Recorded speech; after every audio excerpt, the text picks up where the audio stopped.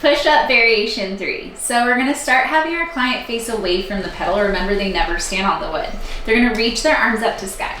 Take a deep inhale. Start to round down one vertebrae at a time into a roll down, walking their hands out in 3. 1, 2, 3, finding a plank position, bringing one foot at a time to the pedal. You can help assist finding that connection, squeezing their glutes, feeling their abdominals.